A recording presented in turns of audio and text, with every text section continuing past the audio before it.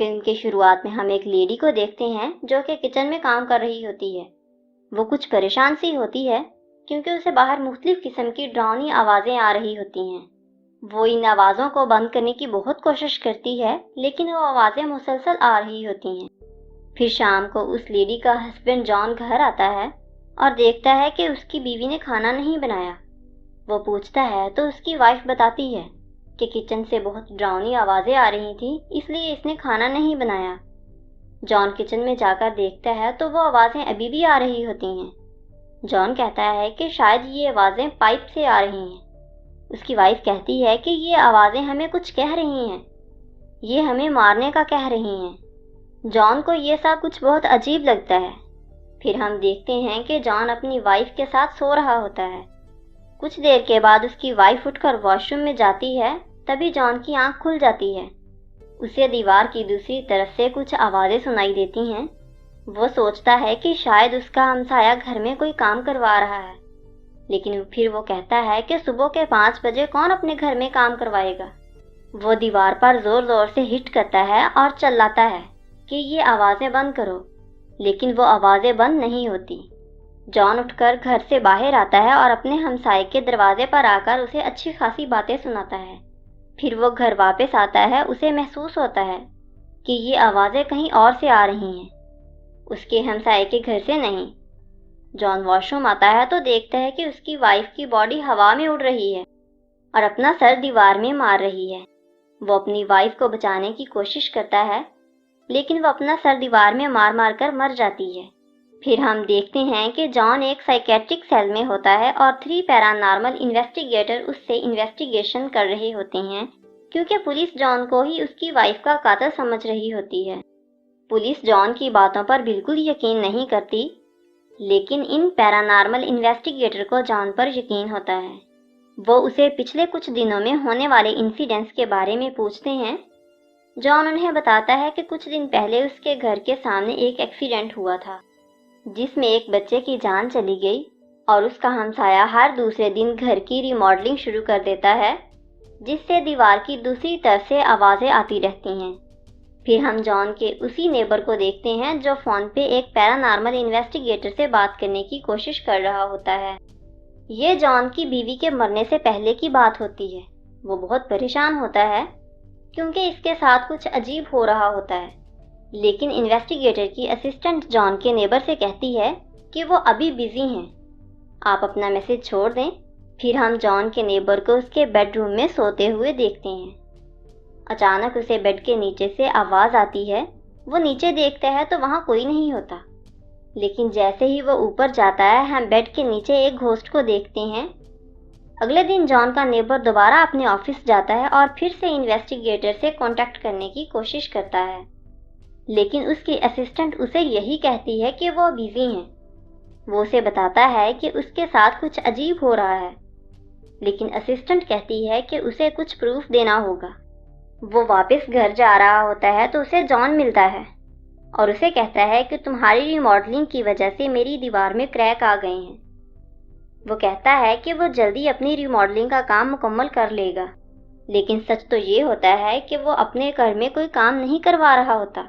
جان کا نیبر اپنے روم میں کیمرہ لگاتا ہے اور سو جاتا ہے تاکہ جو کچھ ہو وہ ریکارڈ ہو جائے۔ تھوڑی دیر کے بعد اس کے ساتھ وہی سب کچھ ہونے لگتا ہے۔ وہ اٹھ کر دیکھتا ہے تو اس کا کیمرہ نیچے گرا ہوتا ہے۔ وہ اٹھ کر اس کی ریکارڈنگ دیکھتا ہے تو اسے اس میں گھوسٹ نظر آتا ہے۔ وہ سوچتا ہے کہ اسے ثبوت مل گیا ہے کہ تبھی پیچھے سے ایک گھوسٹ اس پر حملہ کر دیتا ہے۔ تبھی ہم دیکھتے ہیں کہ جان کے نیبر کے گھر میں ایک بال گرتا ہے۔ ایک بچہ اس بال کو لینے آتا ہے تو اس بچے کو ڈراؤنی آوازیں آتی ہیں۔ وہ ڈر کر پیچھے ہٹتا ہے، تبھی ایک بس آ کر اسے ٹکراتی ہے اور وہ مر جاتا ہے۔ سب باہر آ کر دیکھتے ہیں، سڑک پر خون ہی خون ہوتا ہے اور وہ بچہ مر چکا ہوتا ہے۔ وہ بچہ بھی جان کے نیبرہڈ میں ہی رہتا ہے۔ اس کی ماں کا نام علیشا ہوتا ہے۔ پھر ہم اسی پیرانارمل انویسٹیگیٹر کو دیکھتے ہیں جو جان سے انویسٹیگیشن کر رہا تھا۔ اس انویسٹیگیٹر کو اپنے ایک پولیس والے دوست کی کال آتی ہے اور وہ اٹھ کر آدھی رات کو اس کے گھر جاتا ہے۔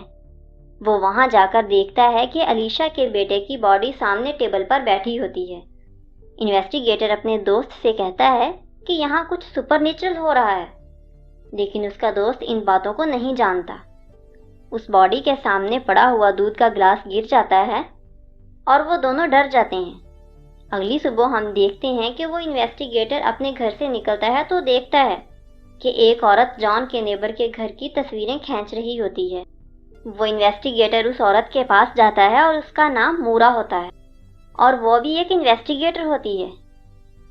وہ انویسٹیگیٹر مورا کو ہونے والی پیرانارمل ایکٹیویٹیز کے بارے میں بتاتا ہے۔ وہ اسے اپنے دوست کے گھر لے جاتا ہے اور اسے علیشا کے بیٹے کی ڈیڈ باڈی دکھاتا ہے کہ کیسے یہ اپنی قبر سے باہر نکل آئی ہے۔ وہ دونوں بیٹھ کر بات کر رہے ہوتے ہیں کہ تبھی ایک بچہ دیوار کود کر اندر آتا ہے۔ وہ شیشے سے اس بچے کی ڈیڈ باڈی کو دیکھتا ہے تو بہت زیادہ ڈر جاتا ہے۔ وہ چیختا ہوا وہاں سے چلا جاتا ہے۔ دونوں انویسٹیگیٹر بھاگ کر روم میں آتے ہیں تو وہاں ایک بیگ پڑا ہوتا ہے جو اسی بچے کا ہوتا ہے جو بھاگ جاتا ہے۔ پھر وہ اس ڈیڈ باڈی کو ایک کمبل میں لپیٹ کر فریزر میں رکھ دیتے ہیں۔ تھوڑی دیر کے بعد انویسٹیگیٹر کا پولیس والا دوست آتا ہے تاکہ وہ اس ڈیڈ باڈی کو دوبارہ دفنا سکے، لیکن جیسے ہی وہ فریزر کے قریب جاتے ہیں، فریزر بہت زیادہ ہلنے لگتا ہے اور بہت ڈراؤنی آوازیں آنے لگتی ہیں۔ یہ دیکھ کر وہ سب اس باڈی کو فریزر سمیت ہی دفنانے کا فیصلہ کرتے ہیں۔ پھر کہانی وہاں پہنچتی ہے جہاں جان سائیکیٹرک سیل میں 3 پیرانارمل انویسٹیگیٹر کے سامنے بیٹھا ہوتا ہے۔ وہ جان سے ایک پیپر سائن کرنے کے لیے کہتے ہیں جو کہ دراصل اس کے گھر کو انویسٹیگیٹ کرنے کی پرمیشن کے لیے ہوتا ہے۔ جان اس پیپر پر سائن کر دیتا ہے۔ پھر وہ سب اپنا سامان لے کر وہاں آ جاتے ہیں۔ لیڈی انویسٹیگیٹر جان کے گھر آتی ہے۔ 2 انویسٹیگیٹر جان کے نیبر کے گھر جاتے ہیں، جبکہ چوتھا انویسٹیگیٹر اس بچے کے گھر آتا ہے جو ایکسیڈنٹ میں مر جاتا ہے۔ جو 2 لوگ جان کے گھر جاتے ہیں ان میں سے ایک وہاں موجود چمچ اور نائف کو ہلاتا ہے تو اچانک نائف اس کے ہاتھ میں گھس جاتا ہے۔ پولیس والا آدمی دیکھتا ہے کہ کوئی الماری کے اندر سے اس کے ہاتھ کا خون چوس رہا ہوتا ہے۔ وہ الماری کھولتا ہے، وہاں کوئی نہیں ہوتا ہے۔ وہ پھر بیڈ روم میں جاتا ہے۔ وہ بیڈ کے نیچے دیکھتے ہیں، انہیں کچھ نظر نہیں آتا، لیکن پھر اچانک پولیس والے آدمی کو بیڈ کے نیچے ایک گھوسٹ دکھائی دیتا ہے۔ دوسرا انویسٹیگیٹر اسے بتاتا ہے کہ جس طرف روشنی ہوگی اس طرف تمہیں کچھ دکھائی نہیں دے گا۔ یہ سب کچھ دیکھ کر پولیس والا اپنے فرینڈ انویسٹیگیٹر کو کال کرتا ہے۔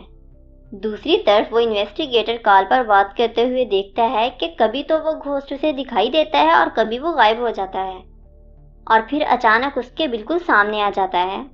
وہ ایک دم ڈر جاتا ہے۔ اس کا پولیس والا دوست کال پر اس کی چیخ سن کر بھاگ کر اس کے پاس آتا ہے، لیکن وہاں کوئی نہیں ہوتا۔ اسے ایک الماری سے آواز آتی ہے۔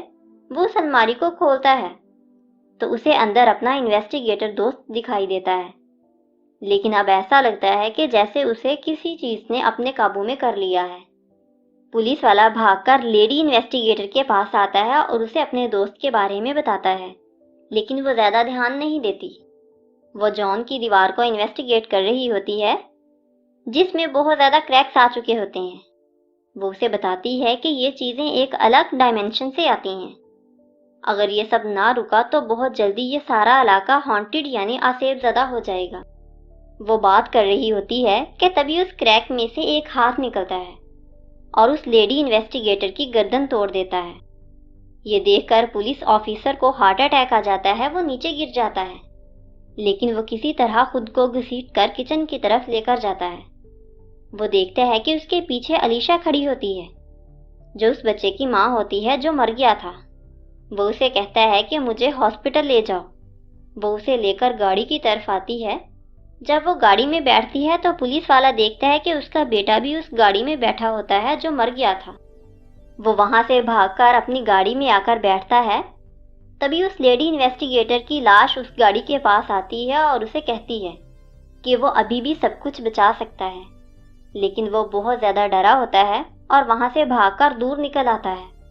وہ وہاں سے واکی ٹاکی کے ذریعے پولیس کو اپنی حالت بتاتا ہے، لیکن تھوڑی دیر بعد وہ پیٹرول لے کر اس علاقے میں واپس آ جاتا ہے۔ وہ واپس آ کر دیکھتا ہے کہ علیشا نے بھی سوسائڈ کر لی ہے۔ وہ سب پر پیٹرول چھڑکتا ہے اور آگ لگانے کی کوشش کرتا ہے کہ تبھی اس کا وہ دوست جس پر گھوسٹ نے قابو کر لیا تھا اس کی ماچس کو بجھا دیتا ہے۔ وہ ڈر کر پیچھے بھاگتا ہے اور اپنی پستول سے وہاں آگ لگا دیتا ہے۔ پھر ہم دیکھتے ہیں کہ جان اسی سائیکیٹرک سیل میں موجود ہوتا ہے اور 3 نئے انویسٹیگیٹر اس کے سامنے بیٹھے ہوتے ہیں۔ وہ اسے پرانے تینوں انویسٹیگیٹر کی تصویریں دکھاتے ہیں۔ جان انگلی سے اشارہ کرتا ہے کہ ان میں سے ایک آپ کے پیچھے کھڑا ہے اور اس کا چہرہ جلا ہوا ہے۔ وہ پیچھے دیکھتے ہیں لیکن وہاں کوئی نہیں ہوتا۔ پھر اچانک سے ایک کرسی ہلتی ہے اور دور سے اڑ کر ان کی طرف آتی ہے اور ہر طرف اندھیرا چھا جاتا ہے اور فلم ختم ہو جاتی ہے۔